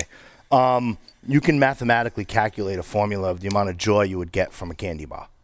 Like, I've done it in economics class, you know what I mean? And when you look at that and you look at the collaboration component is like exponential numbers. We all learned this in the 7th or 8th grade, depending on if you were public school or private school, right? And like use that, and the numbers are off the charts with collaboration. And I truly feel that future cigar events will have, like, if I owned a brick and mortar today, and Dave, maybe you could tell me I'm off my rocker, and please do. There have been plenty of guests who have said that won't work, and I'll be like, cool, let's try it, right? Do a dual event, because the concept is you're building more awareness to the concept of the product. And if you don't believe me, why is Burger King always across the street from McDonald's? Why is this coffee shop always across the street, New England, from a Dunkin' Donuts? Because of spillover effect, you're building awareness of the brand, the concept of getting a breakfast sandwich and coffee, and there's enough of that awareness, and that's why they open up across the street from each other, and that gas stations and all that type of stuff. It's crazy. Or corn, if you're from the town I'm in. You know what I mean? I'm not going in the corn business, that's for sure. That's crazy business, man. No, definitely not. That'd be a cool Stogie Geek show, Drew. We'll get my buddy Patrick on here, whose family, it's like 4th generation corn. And, dude, it's crazy. Like, people freaking go bananas for corn. It's wild. That's awesome. Yeah, you know what? You talk about collaboration, too, and I don't know if Dave wants to touch on it, but, Dave and Jesus over Martinez, they're collaborating on, creating a cigar right now for somebody else, for one of the podcasts that we partner with. And, it's kind of, it encompasses what Martinez is about. They've been around 46, 47 years. You don't know about them. And like I said, Dave won't talk about this, but they help everybody else before themselves. And I that's what I find commendable about their company. And I mean, a lot of people don't know, I'm sure you guys have seen the show Boardwalk Empire. They make all the cigars for those. They make cigars for celebrity events. They rolled for some high-end athletes. Like they really put themselves behind the wall, so to speak, or behind the scenes, and let whoever is moving forward with that concept of their business. So whether it's that athlete's party, or whether it's the show, or whether it's another cigar brand. I mean, Dave's told me a number of cigar brands that they've helped out get their start that you guys would know. And I think it's great. And he's helping somebody out now. Dave, I don't know if you want to talk about those 2 cigars that are coming out that are awesome. It's going to be good. Yeah, we're actually developing a cigar for Cigar Pulpit. We met them at TPE, had a great relationship with them, and Nick was there, and he was asking, I'd love to have a cigar one day, and I just said, well, let's do it. It's not hard to do. You want to get into it? Let's develop a cigar for you. So we developed 2 cigars. One's called the Bishop, and one's called the Gator. One's a Connecticut Shade, and the other one is a Maduro San Andreas wrapper. Really great cigars. One's a full body, one's a mild to medium smoke. So we really took our time on this one. It's being released on the second week of September. And it's one cigar that we're really, really proud of. And, I could put it up to the levels of the 45 and the flat iron. We don't want to put something out just to put a name on it as a gimmick. We have our name behind it. So it's something that we really put our time into it, want to put something out there for everyone to enjoy, and not for something that someone's going to smoke and then give it out the fence because they're not going to enjoy it. This is a cigar that is going to be up there, and hopefully everyone's going to love it. I think they will. And we like to help as many people as we can. People come into the factory all the time looking to start a brand or have their own personal line of cigars, and we're always open to it. We're always never not saying no, it can't be done. So we do help whoever we can. We've Amador Cigars, if you guys heard, when he was starting, he came in years ago, and Jesus, the type of person he is, he said, here's a couple molds, and whatever else you need, let us know. We'll show you whatever else you need to know. And that's what they did. And look at Amador Cigars. He's doing a great job down in North Carolina. And that's what we're about. Our relationships go back 20 years there when we started with. We do cigars for companies that, want to just keep it quiet on who makes a cigar, which I totally respect. And then there's other companies that say, we want you to be out there saying that you make our cigars. So that's pretty much what we do, and that's pretty much what we concentrate on. That's awesome. And I'm not the Nick. I'm not the Nick that he's talking about at TPE. Oh, no, sure. The host of the show. Yeah, I got you. I followed that. Right. That's a good point. Good. I'm smoking that 45. It's more my speed. Flavor. Yeah. Flavor's off the charts. The ash component's still the same. Yeah. So amazing, super impressive with that. The construction. Yeah, our blender, Marino, he's the one that gets that first, he starts blending everything together, has a really good eye on what works and what doesn't work, along with Jesus. Jesus's one is different. He knows what tobacco goes with, and he can pick out a tobacco and say, all right, I'm going to put these combinations together. He'll sit down with Marino. Marino says, all right, I got you. Puts it together, and then we have our finisher, which is Christian, who does all the wrapping, and his technique on wrapping is incredible. I mean, you look at that stick, and it's just clean. That wrapper there's no bumps, there's no uneven wraps. The cap is nice.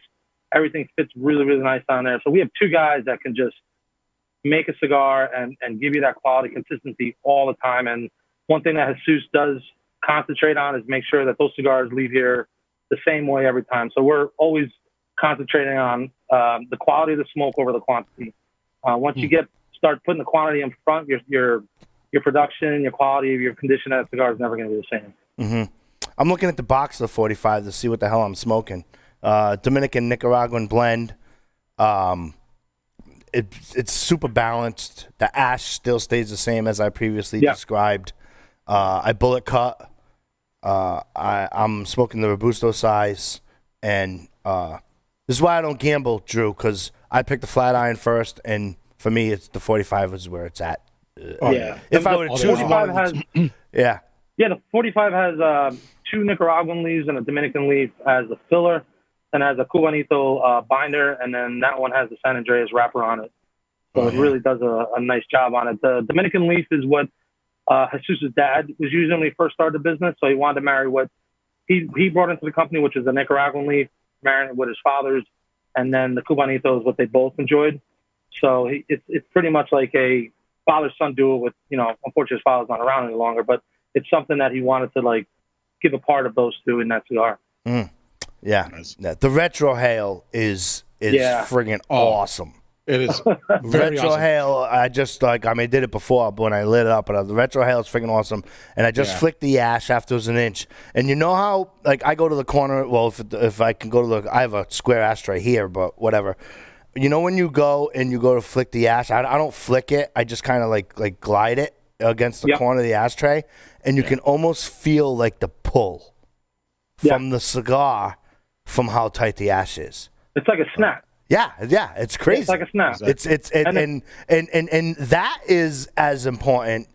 When I get down to the next inch, I didn't get into the lines. I didn't pay it. I was so impressed with the little snap of the pull that I didn't get. But sometimes you can see the lines from how they go, and they go darker, lighter, dark, almost like a zebra, but lighter ash is bigger than it's not exactly striped like a zebra, but you got a visual. And when that ash falls, it stays the same. It doesn't break apart into like powder. No. Hard wrapper on, or hard ash on that ashtray. Right. It stays. It definitely holds its form. And I will say this: I typically retro hell 3, maybe 4 times through a cigar. On That's this it? one, I was but because I don't want to blow up my palate because I'm smoking 5 more cigars later that day. Okay. But this one here, I counted exactly 11 retros because I enjoyed the retro on this particular stick, and that's pretty. And that for me, that says a lot. Hey, just a newsflash here, Nick. I just went onto your website. Not that I haven't been there before, but so I went on there and I actually became order number 1509. So just remember. Oh, that. Nice. So nice. Stick the hat in 1509 and you don't have to worry about shipping.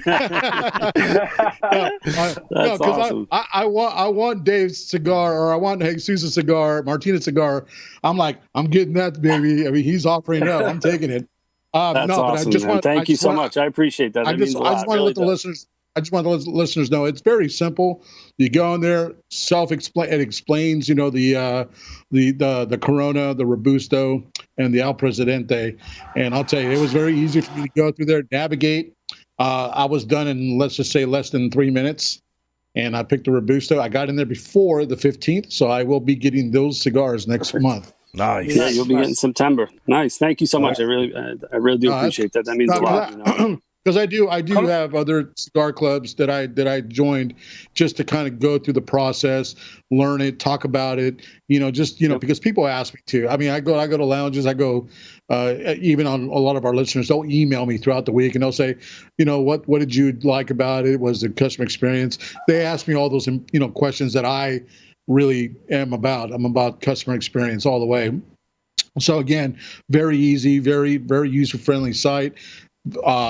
Explanatory, nice photos, and you can't beat it. And for the and the value is there definitely. So, thank you. But and I'll be going to Martinez's next and buy me a box of those 45s. I gotta tell you, Nick, my monthly, he does a great job. I mean, the presentation on it, what he does with it. We've seen a lot of clubs that we look at, and when I came across his, just the presentation, the selection he gives you, like you were saying before, it's something that you can go to your cigar shop and say, do you have this? And if you don't have it, you got to get it in for me, just because the way he sets it up for you. It's not only cigars, just the whole presentation, the packaging. He's great customer service. I've been with him, and people called in and asked questions. He answers right away. And I always tell people, we have a sticker on our right in our shop with the My Monthly on there. I try to send as many people over. Coming from a manufacturer, you kind of want to stay away from things like that. But knowing him, how he does things, the type of person he is, if you're all out there, you haven't been part of a membership, then go to My Monthly. You won't regret it. It's worth your money. I mean, he is carrying the Martinez, but definitely go there. You won't regret it, man. I really, really, really support him. Well, that's one thing Joe and I always speak about. I was going to say so that's nice one thing to me Joe. Sometimes. That's one thing Joe and I talk about. We speak about it. Yeah, Joe and I speak about going to the brick and mortars, and one of the true successes of a brick and mortar is customer attention, customer service, customer relations, whatever you want to call it.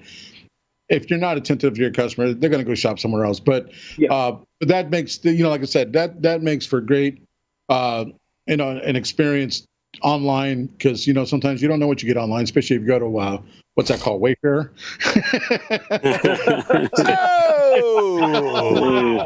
Wow! That shirt I'm said it was. I'm backing off.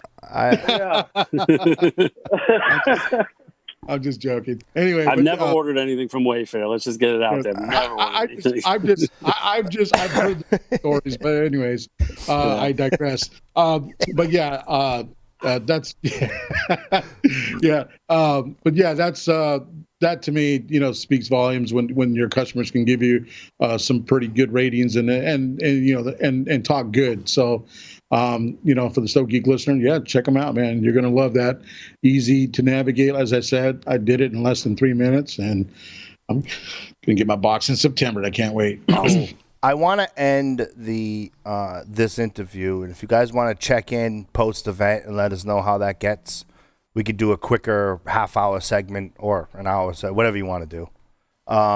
Just keep in touch with email or cell. You guys have my cell, and I'd love Dave to give the Stogie Geeks listener a visual of if they were to take a trip to Martinez Cigars, because I truly like I go to Calle Ocho once a year. That's 8th Street over in Little Havana. Yeah. I can't go through a Stogie Geek episode without mentioning that.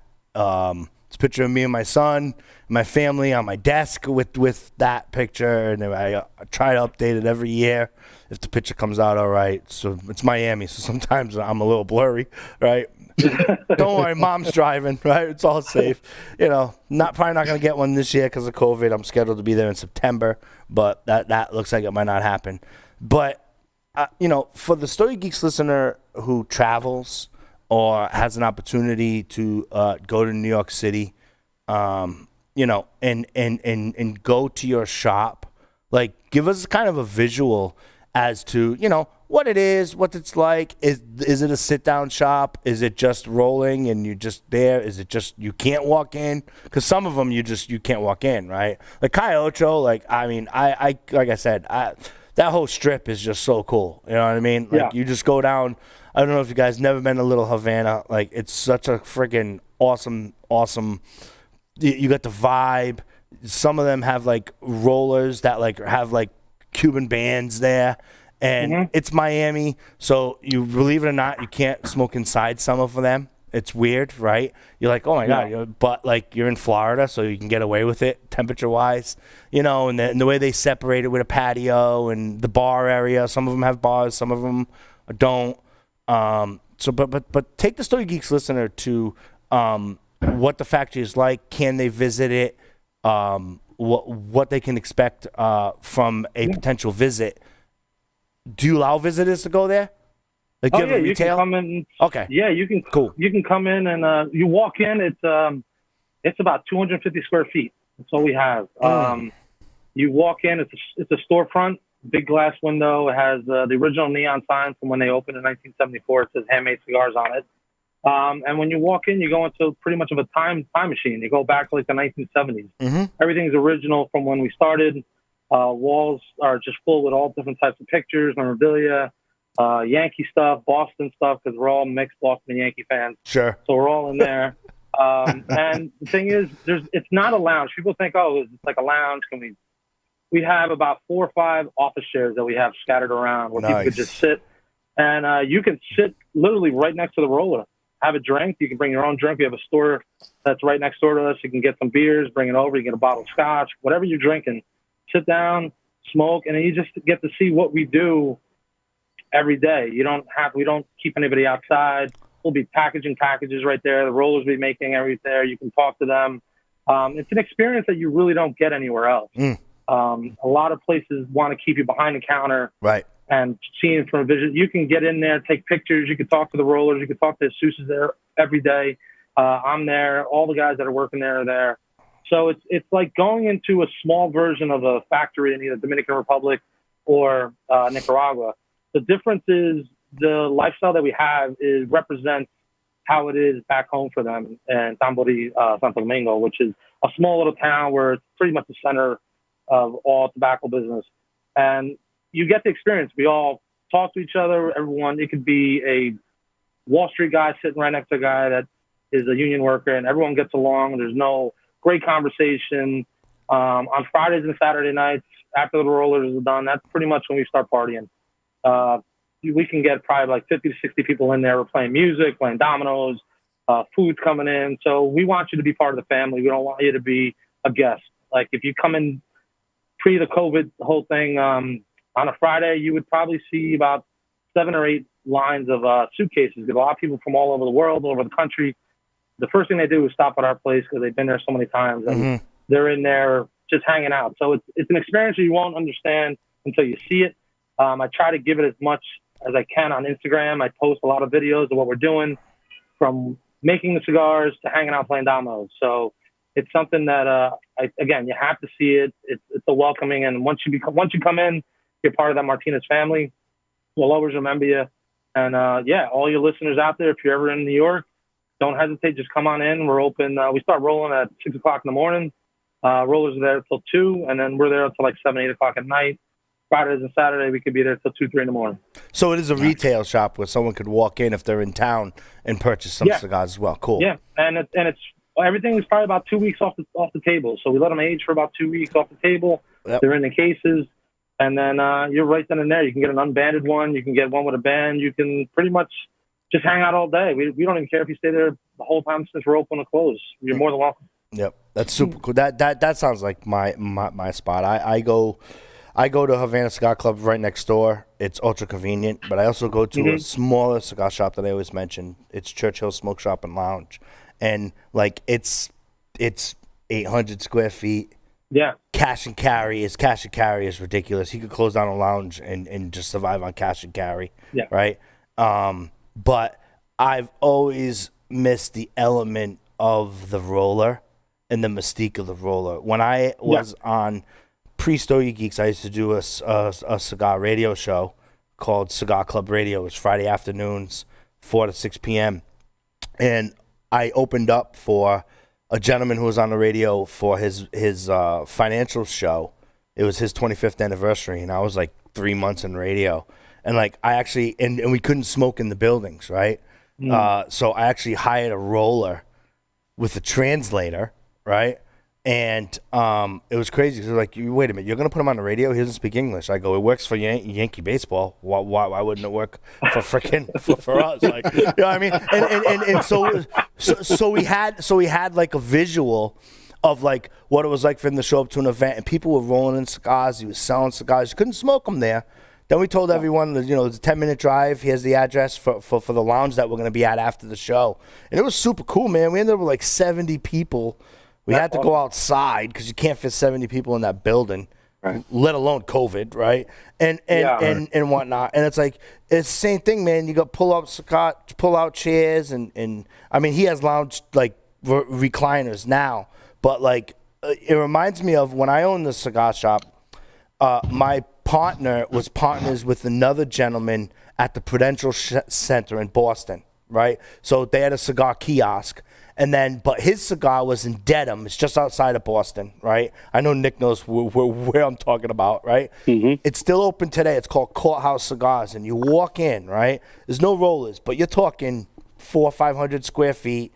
All the cabinets are lined out. You got the counter over there. And he's got 4 chairs and a bottle that's being sniffed or whatever. And right around the corners, you could get a liquor store. You know what I mean? Get you on. And people would just stand around and just talk for hours. And like when I owned the cigar shop, I actually hired an employee for my spot so I could go hang out in Dedham. You know what I mean? Because I was like, this is and our shop was like that. It was a BYOB. We did a lot of pipe tobacco too. This is the late 90s and the early 2000s. So we did a lot of pipe tobacco volume. We were on Wickenden Street in Providence, which is one of those strips that, you know, everybody can shop and do all of that. And like, it was super cool, right? Because people would come and hang. You had the suitcases. People would come and hang, and catching a flight out, or, you know, some people would get real drunk and freaking call the airline and rebook it and get a hotel at Providence. Like, there was always someone around, and I've seen a metamorphosis from that to, because of smoking restrictions, now there's cigar shops that you can just smoke in, right? They're bars that you just smoke in, and they're missing that element. And that's why I love the mystique of going to like a Calle Ocho over there in Miami, because, like, you know, you walk around, you have one, you know, I can bring my son into the cigar shop because there's no smoking in some of them because you have to smoke outside. So I can go and pick and choose, and like I ask it in for a separate bag because I get the mixed bag of what they roll there for the different factories, and I just say, give me the business card, I put it inside, because for me, I just grab it and I'm like, oh, I liked it. Because I like that mystery aspect, but I also like that mystique aspect in there, and I think there's not enough shops that hold on to that. But that is like an originator, like that's like, other than the rollers, that's exactly how our shop was. And, that's awesome. Yeah, and if I ever did, like, we didn't have freaking flat screen TVs. We had No. 56K modem, so there was no freaking people weren't on their phones. You know what I mean? And it was, you got a visual, right? We had flip phones. You didn't have freaking internet on your phone, right? and like we had like a little TV, and the only freaking TV show we would watch is 8:00 on a Saturday night was Cops. Like, you know what I mean? Like, I don't know why. Like, we just freaking love Cops. And then, like, we would always be like, okay, is he going to run? Is he going to cry? Like, we would always, like, make bets and be like, you know what I mean? And like, but that was only on for an hour, right? Because there was no on demand. We had a VCR. You know what I mean? Like, so like, that was our visual. And, like, we only watched, like, that hour of TV. And the rest was just, like, freaking, just people just hanging, you know what I mean? The equalizer. Yeah, Yep. yeah. And that's a great thing about it. It's just everyone talks. It doesn't matter who it is. You just have this great conversation, and it's lasting. And then you remember the conversation you have with somebody, and they come back in, and you just pick it up like it was before. So yeah, it's one of those things. It's undescribable. You just got to be there just to experience it. Yeah, absolutely. Nick, any last words? Nah, go see Dave. There you go. Dave, any last words? No, just thanks for being on here, man. It was a great honor, and we look forward to coming back on and showing you, talking about the TPE cigar once we get it done. Yeah, and I'd love to do a show. I know a couple of factories that would be part of that, like 50. So I'd love to do like a round table with you guys as well. I'll bring Jesus with me. Jesus will be able, because today is a busy day for him. It's the last day of the week, and this time it's kind of, but I can, I'll arrange it with him to have it on there, because he knows all the factories that, he's been in that shop since he was 12 years old. So he knows what the changes of New York and all the factories in there, because New York, we don't have that many smoking lounges as people might think. We probably have, I think, 6 in the city, in Manhattan. Yeah. So he can explain all that to you, and it's a good little history what he can tell you. Mm-hmm. It's amazing. When I started Stogie Geeks, and I said, email me at joe@stogiegeeks.com, and I encouraged the Stogie Geek listener to go to a brick and mortar. I was amazed at the emails that I got of them saying, dude, like, it's a 45-minute drive to my closest brick and mortar. I'm like, where the hell do you live? And then it's like once you get outside of like the East Coast, you know what I mean? It becomes very, very spaced out. And the hot spots, as we were talking, a couple hours ago or whatever, the hot spots are like, Atlanta, Georgia, Texas. Northeast is always the boutique chasers for sure. You know what I mean? But like those are real hot spots. California, there's like 2 cigar. When we go to a security event, it's like 2 cigar shops. You know what I mean? When we go to friggin' Vegas, it's like Casa Fuente or freaking the Davidoff Lounge. You know what I mean? And it's like, those are experiences within themselves, and they are what they are. You know what I mean? Yeah. But like, but they're just so, in my opinion, watered down. Corporate, you need big breasts to serve a drink. Yeah. And then when you talk about, but I was shocked, honestly, more Casa Fuente than the Davidoff Lounge. The freaking humidor attendant was this chick, right? And she had like a freaking she had a short hair, like ultra short, right? And she was like suited up, and she freaking would come out, and like her and myself and Paul Azadorian, the founder of Stogie Geeks, would just geek out with her for hours talking about the freaking Rosado wrapper and how it's different from this and that. And we would go back. And it was like, I was like, okay. So it's like, okay, yeah, I know it's corporate, but like Casa Fuente still tried to hold on to that tradition. Sure. Davidoff, whose cigars, they're kind of on their own planet, right? I'm like, So I was like, I want to go to Casa Fuente. And Paul and myself, we'd get off the plane, and we're like, we're going to Casa Fuente. Like, we didn't even check in the hotel. You know what I mean? Because, it's super cool. So, yeah. But I want to thank both of you guys for coming on the show. Drew, any last words? Yeah, I was going to say, I finally figured out why we have so many cigar lounges here. And it just dawned on me about a week ago. It's either too damn hot, so we all go to the cigar lounge and use up the air conditioner and the rabbit airs and whatever else, or it's too damn cold, so we go back there and we use the heater and the big screen TVs and all the cigars that are there. So it's that's why Texas, it's a great place to be when you for a smoker, because you definitely get to meet all kinds of walks of life. Anybody from all all over the world. I mean, I've met a lot of people down at Prestige Lounge over there in Bedford, and that's my home lounge. And I'll tell you, the people that come there, the great camaraderie, and like you said earlier, Nick, the equalizer. That stick is the equalizer. Doesn't matter what background you're from, doesn't know anything. All it knows is that you're going to have a great conversation, and you may learn a few things or two. Yeah, absolutely. Yeah. Absolutely. And guys, thank you for coming on our show as well. Yeah. Thank you. This was awesome. I had a blast. Thank you guys. I appreciate reaching out, and this was great. We'll definitely keep you posted on the big main event, the TPE cigar. Maybe we'll come back on if you'll have us, and we'll keep you posted, man, for sure. Yeah, this was great. We can do a part 2. I love it. I got so much more to ask. I could go for another 2 hours for sure.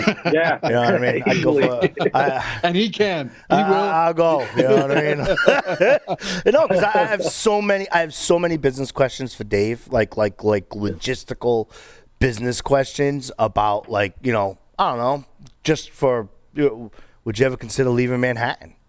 You know what I mean? I know that's up for Jesus and all that, but that's a tough. The premium cigar industry, and I'm not looking for a direct answer. And if you want to give a one-liner, that's for we're actually working on. But it's a tough industry, and you're in Manhattan.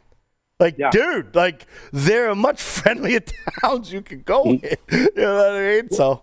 We're always going to keep the original location, but we're actually in the works. Once things get a little bit more, we're going to open up a big manufacturing center just outside the city. Just think of like a brewery. So you come to the shop in Manhattan, we'll bring you up to the manufacturing center which is about 45 minutes north of the city, and we'll have all our rollers and everything there because we're producing more cigars, and it's something that we're working on now. So we're looking at about a 10,000 square foot space. We're going to add some more rollers. We'll make the boxes there. The whole goal is to make everything here in the States. So getting out of the city will reduce pricing in terms of tax-wise. Right. So that's why we're looking at everything. But we're always going to keep that location there. Right. Because I'm looking at your website, and I'm running the freaking business numbers, and I'm saying, whoo, those are tight margins. You know what I mean? Nick's in Ohio, right? And I'm like, he's got some playroom. He's cool. You know what I mean? He's coasting. But I'm like, man, you're in the middle of Manhattan. I'd love to get Jesus and talk to him about, even if he wants to come on separate, open invitation to talk about, his pilgrimage to that location. What was in it? Why? What was near it when it started? Obviously, you've been there for 26 years. How has that environment changed? For the better or worse? And I'd love to have all those different conversations. So anytime I'll get them on for you, and then sit down and talk to them. Definitely. Whenever you talk to him, I will email both of you the link on Monday, and we will, show him the link of the site. And whenever he wants to get on, I'd love to just pick his brain about that and have him on for sure. And you can come as well. It's a good story too, man. Yeah, it's a great story. Yeah, I'd love to hear the story for sure. And I think the Stogie Geeks listeners would like that as well. So. Stogie Geeks, go to stogiegeeks.com/337. You can get the show notes and URL of both these fine gentlemen. I want to thank Nick and Dave for appearing on this episode of Stogie Geeks. Always big thank you to my little dark-haired kid from Texas, Mr. Drew Gavin. Thank you very much. Stogie Geeks, remember, we keep the conversation going all week long. Go to stogiegeeks.com, facebook.com/Stogie Geeks. Email your complaints to drew@stogiegeeks.com.